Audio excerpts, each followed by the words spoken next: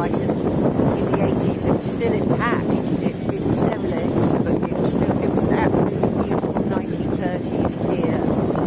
Really stunning.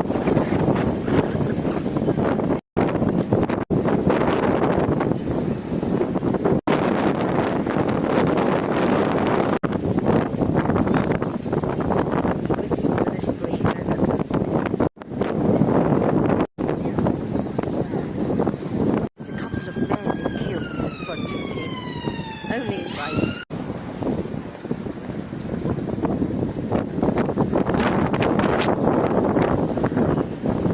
This is the front of the Grand Hotel.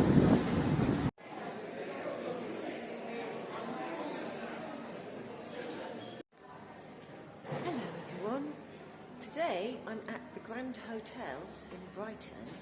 It's my mother's 80th birthday and she's having a special big party. It's her last hurrah, and so yeah, I'm in this incredible hotel. It's absolutely beautiful here, and Mum's got all her friends around. She's got 30 guests, so she's got people from her childhood friends here, people she trained with at nursing in the 60s, and family, and you know, it's going to be a really lovely day, so I'm going to try and get as much of this on film as I can.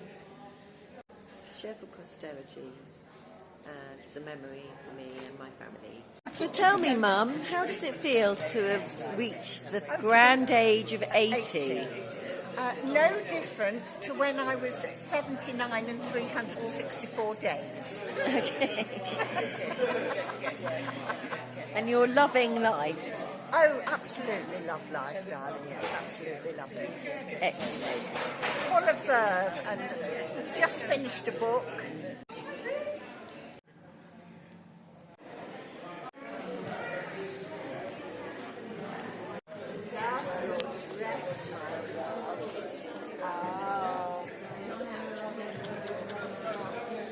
Did you know? These are all my friends. This is Helen. This is the youngest. Hello.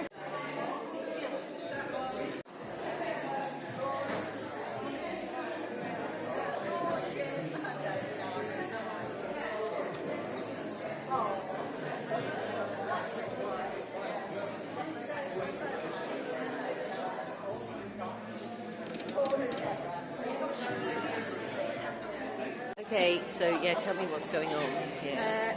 Guests to be called to the Regency. Have a nice evening. Your guests to be seated. Dinner is served. Oh, guest meeting is at 12:30. Right. Dinner is served at tea. After dessert, after the coffee service, Helen is going to give a speech to Mum, offer a birthday toast, and we're going to organise this. Okay, lovely. Mum will then respond and thank and toast the guest. 10 minutes, and then we mingle. More mingling. That's it.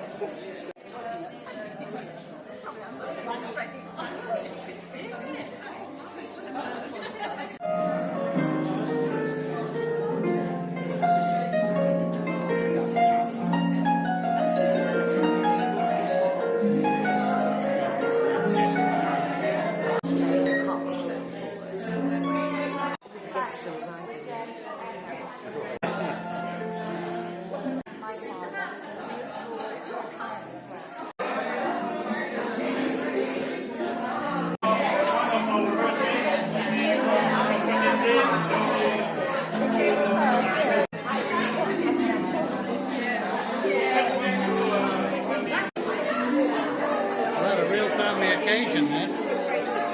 How many? You've done well. Because otherwise, you can't go to the party at the funeral. I know. I thought, I can't have that. You were amazing.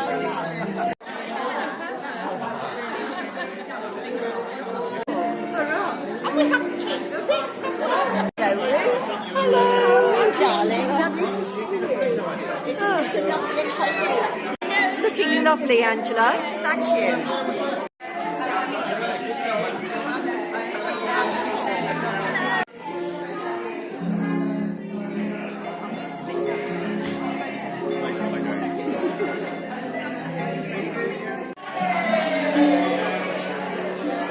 tell me about the picture?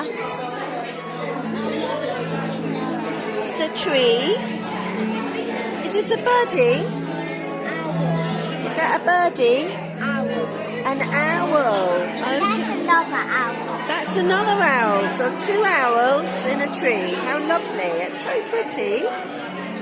We just flew down from Scotland this morning,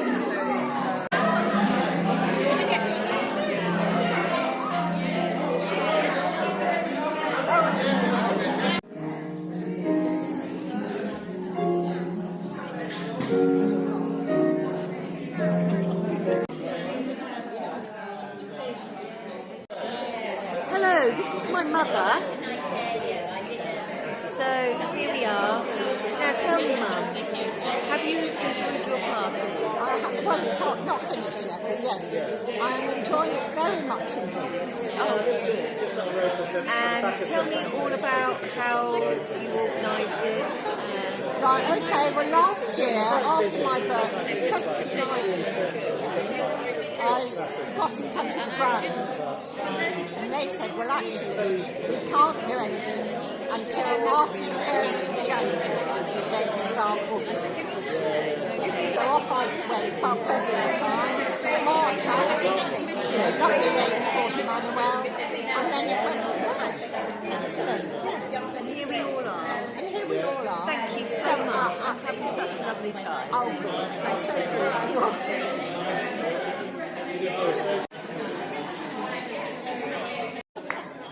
Mum has always been there for us, a loving, caring person, always in the background, oiling the wheels of life, lending a listening ear, and ensuring things flow smoothly.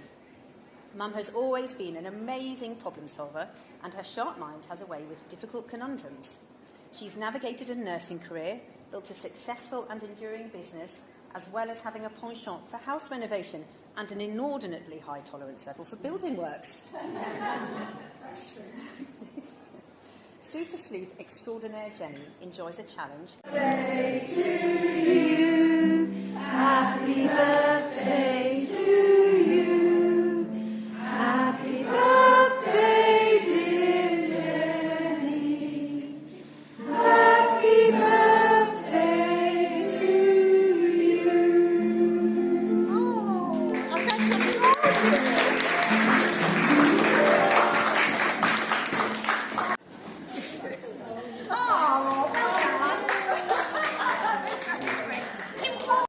We had a free and adventurous childhood. We were loved by Mum and Dad and were always encouraged to be independent. Fast forward a few years until 1992, and our father was very ill, and we were all running up and down the country, going to Nottingham, where they lived, to actually look after them on a rota basis. But Dad's impending birthday and Christmas, and knowing they were to be his last, I began researching his family tree. He died in March 1993, aged 86. And afterwards, Mum, Olivia, Helen, moved into an annex at our house with Edward and Beth, Ruth and Helen at our family home. And Angela and I were honoured to care for her in her last years. Angela diligently took notes of her life story, and which now have been expanded into a book, and again I'll come back to that in a minute. Mum eventually slipped away, aged 102.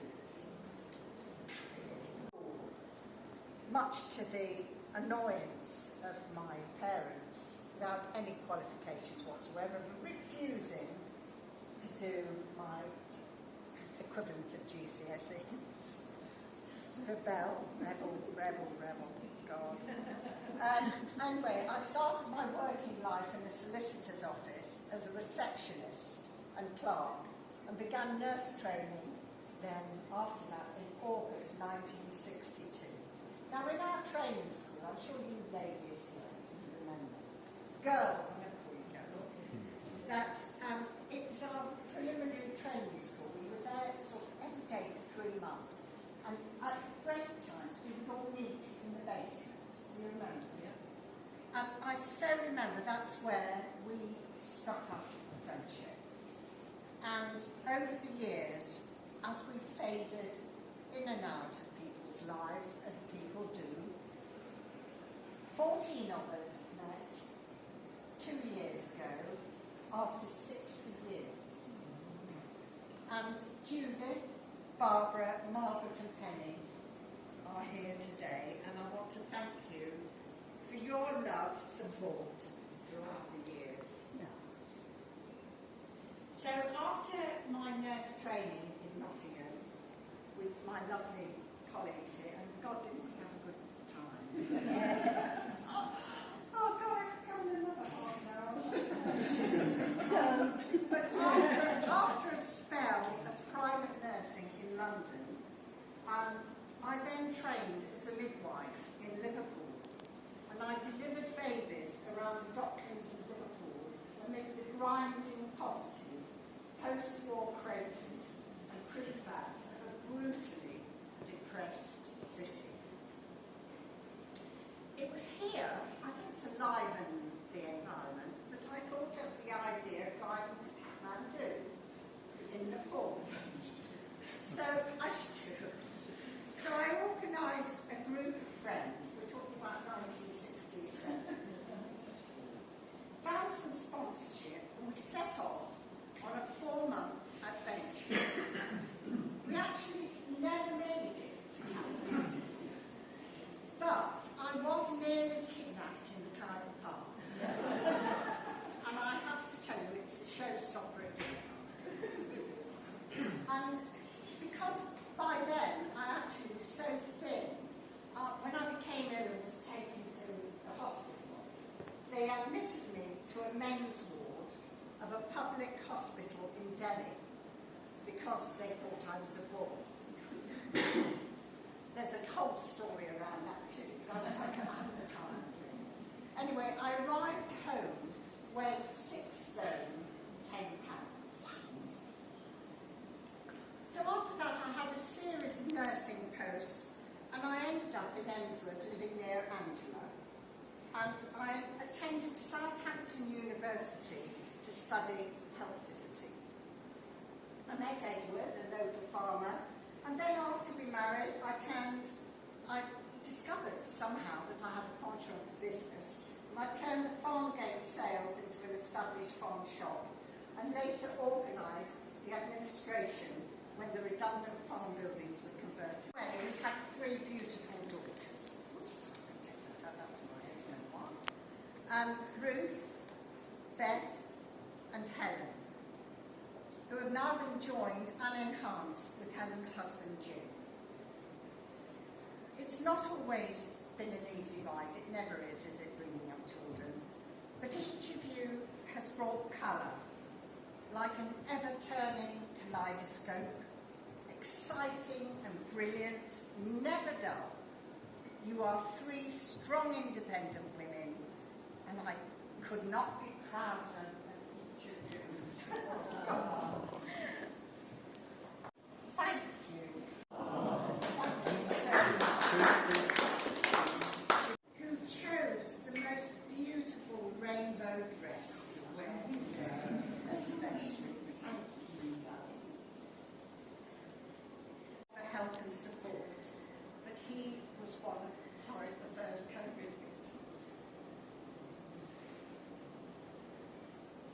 He was a talented pianist, and I miss hearing his distinctive style, which enlivened every party.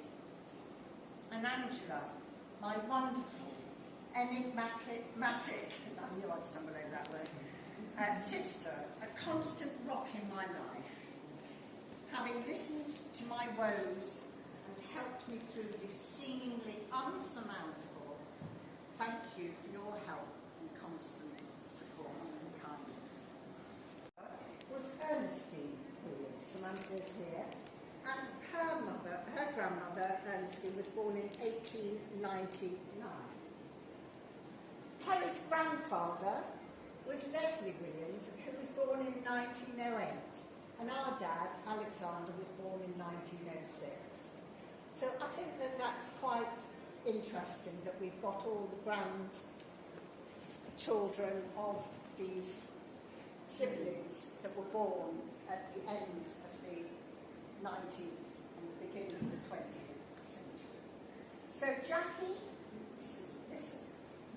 and Samantha's mothers and Kerry's father Keith are first cousins to us, Angela and I. Jackie, Samantha and Kerry are first cousins once removed to Angela. Sorry, I was going to put a shot. Scarlett and Betty and Maya are first cousins twice removed to Angela. And Matthew's daughter was due to come along, but unfortunately was unable to at the last. She would have been a cousin 3 times removed to us. Sally Ann and Elizabeth Jane and my daughters, Ruth, Beth and Helen, are first cousins to each other. But I'm going to leave you to work out what they are to everybody else. I want to thank Elizabeth Jane for playing the part of the reception.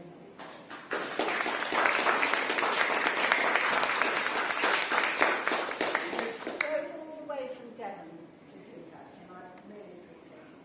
Whether it is a gentle dream or whether it's a nightmare, it's yesterday and it's gone.